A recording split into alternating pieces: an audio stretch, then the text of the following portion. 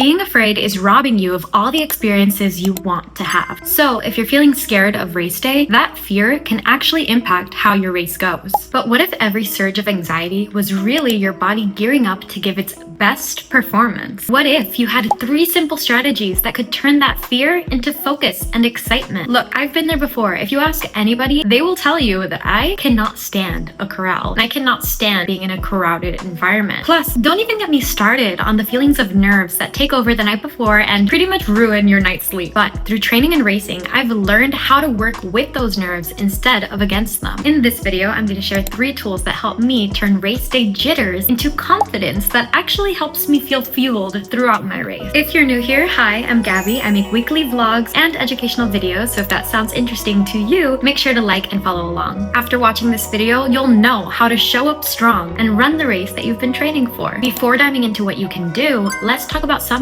you may not know about fear. Fear and excitement actually do the exact same thing to your body. Your heart tightens, your breath shortens, and it feels like you have a tight pit in the middle of your throat. Your body responds this way because it is in a hyper state of being aware. Now, if our bodies are acting the same way when introduced to fear and excitement, the real difference is what your mind is telling you in those moments. Think about it. When you're excited about something maybe objectively scary, like jumping out of a plane, instead of jumping through all the conclusions on why that might be awful, your brain tells you, oh, this is gonna be so fun. Whereas a normal person would be telling you all the reasons to avoid doing that altogether. With running, naturally the fear is pretty different, and they tend to show up moments leading up to the race. For me, again, I don't like crowds, I do not like being pressed up against people, and I definitely do not like the story that my brain begins to tell me. In the middle of feeling nervous, fearful, and all of the things, if someone were to come to me and tell me, hey, everything's gonna be all right, just calm down, or just do it, maybe in that moment I might feel inspired, get over it momentarily, but here's why that doesn't work in the long term. What happens when you line up in a new race surrounded by strangers and no one can sense that you're nervous, so no one tells you anything? What are you supposed to do when you're approaching your corral and you're already feeling overwhelmed by everything going on around you? This is exactly where tool number 1 is most effective. Tool number 1 is something that you can and should start practicing days, even weeks leading up to your race. And tool number 1 is journaling. I want you to get a physical journal for this, because physically writing things down has a much higher success rate with what it does to your brain. For me, journaling has proven to be effective time and time again, whether I'm fighting with my partner, whether I'm having negative thoughts about myself. And when it comes to running, it helped me remember what I've trained for. The best journal prompt that I can give you for dealing with fear is the fact versus story prompt. Fact versus story is a great way to separate what's objectively true and a story that you're telling yourself. This approach helps calm pre-race jitters, and it gives you a more grounded perspective. For example, here are some facts. The race starts at 7 a.m. The race is this amount in distance. If you signed up for maybe a larger race, there will be people at the start. Now, what's a fact for me? I've been training for the past 12 plus weeks. My body has felt strong. I am healthy. I've been getting good night's rest. What are the stories I might tell myself on race day? Maybe I didn't train enough for this and I'm gonna blow up in the middle of the race. What if everyone else is faster than me and I can't keep up with my pacers? What if because of the crowd, my first mile is gonna be too slow and I'm gonna have a hard time catching up with myself? By writing all of this out, you can see the difference between the facts that are solid and the stories which are essentially your anxious brain trying to screw you over. Once you have both of those statements down, I want you to reframe it. For example, to combat the story, remind yourself, I have trained for this. My last few long runs, I felt really strong. Some runners will be faster and some runners will be slower. The way that they've planned their race has nothing to do with the way that I'm planning mine. If right now I think that the start of the race is the most challenging, it's only gonna get better from here, because anxiety at the root is the perception that you have on the race. If you can change the perception of how the race is gonna go, in turn, you can change the confidence that you have associated with that race. So you'll be much less likely to feel overwhelmed and filled with anxiety the day up. Next, we dive into tool number 2,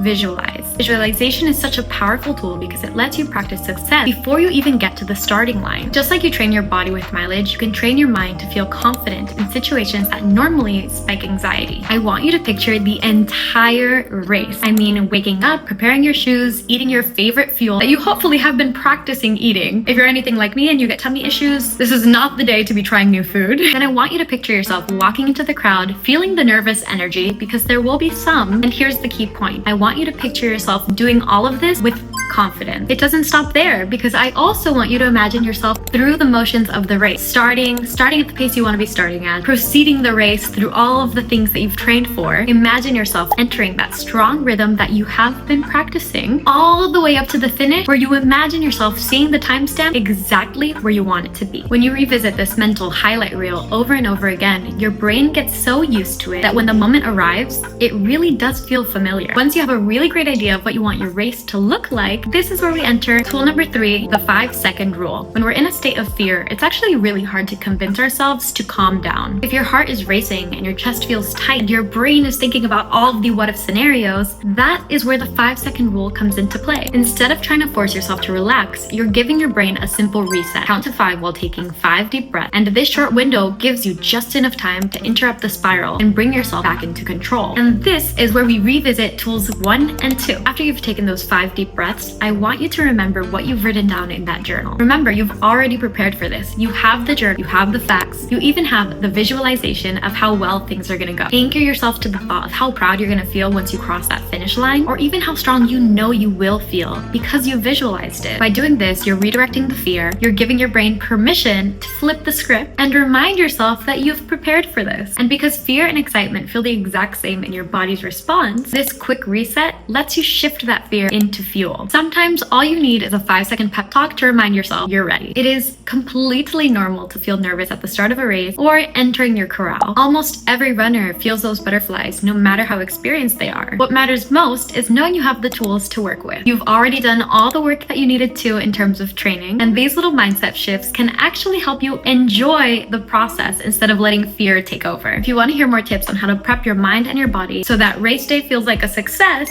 leave a comment below. I am happy to dive in deeper. And again, if you enjoyed this video, please don't forget to like, subscribe. I appreciate every single one of you, and I respond to all of my comments. Thank you so much. Bye!